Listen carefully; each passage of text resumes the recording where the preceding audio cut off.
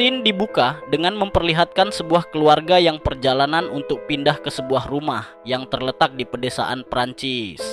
Sang suami bernama Eric, istrinya bernama Monique, dan juga kedua anak mereka yang bernama Anna dan Bastian.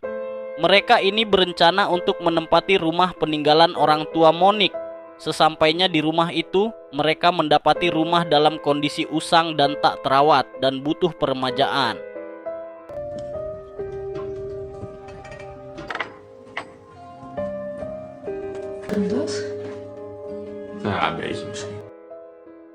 Keesokan harinya, Monique pergi ke toko bangunan bersama kedua anaknya. Karena bahasa Prancis Mona masih kurang lancar, pemilik toko pun sulit untuk memahami pembicaraan itu. Nous cherchons pour... Des bricoleurs, des ouvriers. Bricoleurs. Pas jaune. Setelah dari sana, Monique mengajak kedua anaknya untuk belanja bulanan di sebuah supermarket. Di sana, seorang pria muda sempat menyapa dan menyarankan sebuah minuman kepada Monique. Wanita itu pun sempat terpesona oleh pria tersebut. Pas votre place. Vous devriez plutôt prendre la Saint-Jacques. Saat membayar belanjaan, Monique menjadi panik setelah menyadari jika Anna telah tidak ada bersamanya. Monique bergegas mencari Anna kemana-mana. Untunglah, seorang pria berhasil menemukan Anna dan mengantarkannya kembali kepada Monique.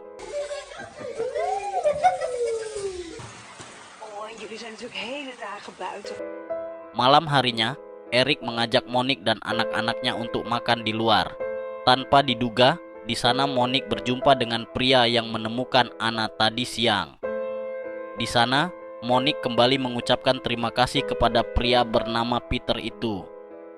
Dalam perkenalan itu, Peter mengatakan jika dirinya berprofesi sebagai kontraktor perumahan. Kebetulan yang tak disengaja, Eric pun berminat untuk menggunakan jasa Peter dalam merenovasi rumah mereka. Toevallig net over. Dat gaat prima. Keesokan paginya, Peter langsung gas ke lokasi dengan membawa pasukannya untuk mulai bekerja. Saat itu, Monique tampak sedang mengeluarkan belanjaan bulanannya kemarin dari dalam mobil. Monique dibuat terkejut saat dia bertemu kembali dengan pria muda di supermarket kemarin.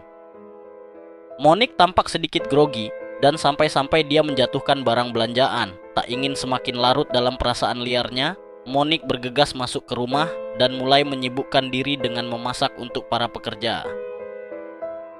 Saat makan siang, pria bernama Michael itu dengan beraninya duduk di sebelah Monique dan membuat Monique semakin basah. T'occuper du tas de bois.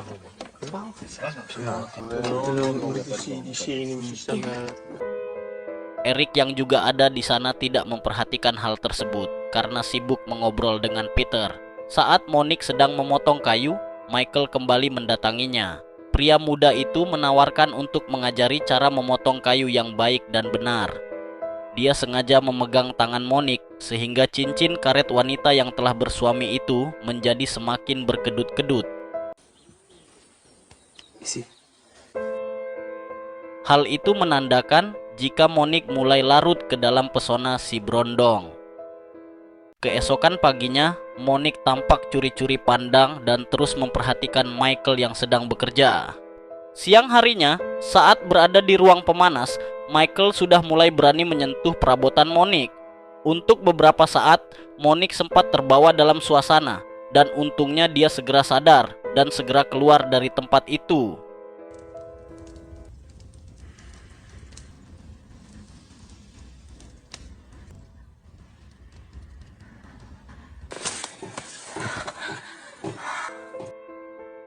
Sejak saat itu, perasaan Monique semakin bergejolak setiap teringat akan Brondong itu.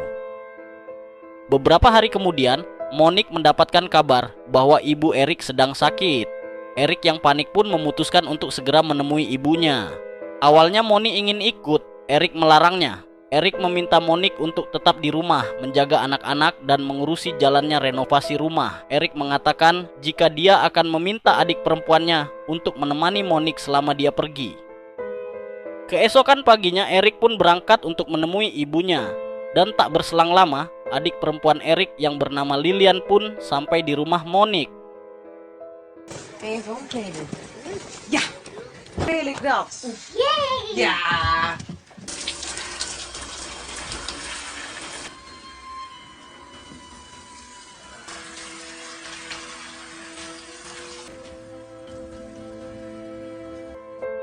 Siang harinya, Monique dan Lilian tampak akan menjemput Anna dan Bastian di sekolah.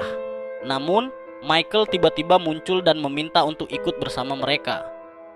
Awalnya Monique melarang karena takut Lilian curiga dengan kedekatan mereka.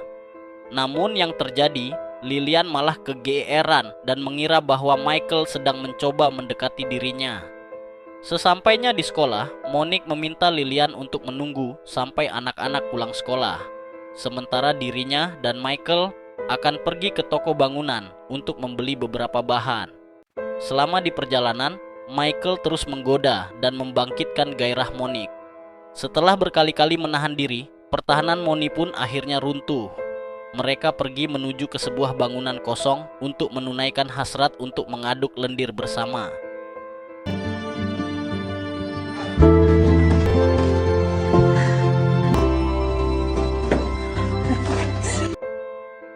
Sesampainya di rumah, tampak Monique yang masih terbayang-bayang dengan adegan mantap-mantapnya bersama Michael tadi.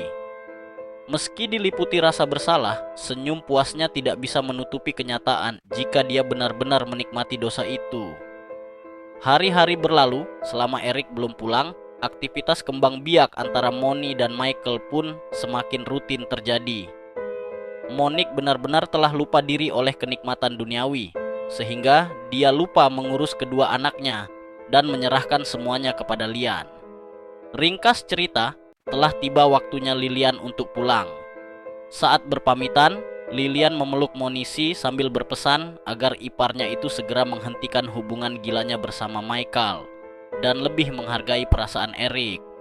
Hal itu sempat membuat Monique kaget karena dia tak menyangka jika selama ini ternyata Lilian telah mengetahui hubungan liarnya itu. Setelah Lilian pergi, Monique pun menemui Michael untuk mengakhiri semuanya. Meski sebenarnya terasa berat untuk mereka berdua, namun Monique tidak ingin keluarganya hancur. Sebagai tanda perpisahan, mereka pun kembali mengaduk lendir bersama-sama. Beberapa hari kemudian, tampak Eric yang sudah pulang ke rumah. Saat itu, Eric menyampaikan informasi jika dia dan Peter berencana membangun sebuah penginapan di tanah milik orang tua Monique. Hal itu tentu membuat Monique marah karena Eric membuat keputusan tanpa berdiskusi terlebih dahulu dengannya. Eric dan Peter terus membujuk Monique untuk menyetujui proyek pembangunan tersebut. Karena menurut mereka, penginapan itu bisa menjadi bisnis yang menjanjikan untuk jangka panjang. Beberapa hari kemudian, Monique tiba-tiba merasa mual dan sedikit meriang. Setelah diperiksakan, ternyata Monique tengah mengandung. Kenyataan ini membuat Monique gelisah dan dipenuhi rasa bersalah karena benih yang dia kandung merupakan hasil pembuahan bersama Michael. Yang membuatnya lebih stres lagi, Peter mendatanginya dan menunjukkan foto-foto perselingkuhannya bersama Michael. Jelas, tujuan Peter mengancam adalah agar Monique segera menyetujui proyek pembangunan penginapan itu. Karena takut, Monique pun akhirnya rela tak rela terpaksa menyetujui permintaan Peter. Over de vakantiehuis.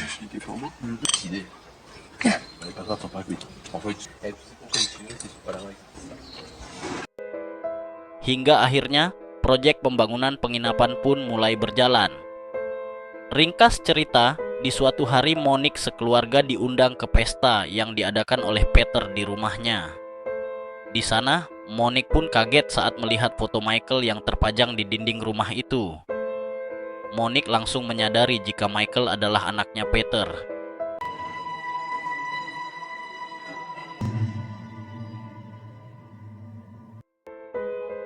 Fakta terungkap, ternyata Peter sengaja menjebak Monique untuk masuk ke dalam perselingkuhan bersama dengan Michael demi melancarkan proyeknya. Monique otomatis shock dan seketika tubuhnya pun terasa lemas. Dengan perasaan sangat kecewa, dia pun pergi meninggalkan pesta. Michael yang juga ada di Diana mengejar Monique dan menanyakan apa yang terjadi. Dalam kesempatan itu, Monique pun meluapkan semua emosinya dan mengatakan bahwa dirinya sedang hamil akibat perbuatan haram mereka. Keesokan paginya, Monique memutuskan untuk jujur kepada Eric tentang main serongnya bersama Michael.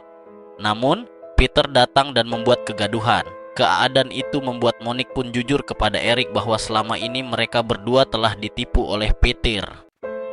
Renovasi dan pembangunan penginapan yang dilakukan oleh Eric bertujuan untuk menguasai lahan mereka.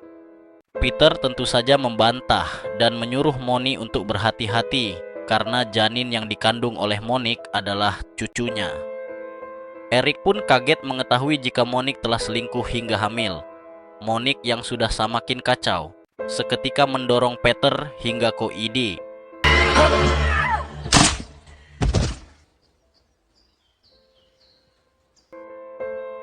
Namun, Michael yang menyaksikan kejadian itu justru membantu Eric dan Monique.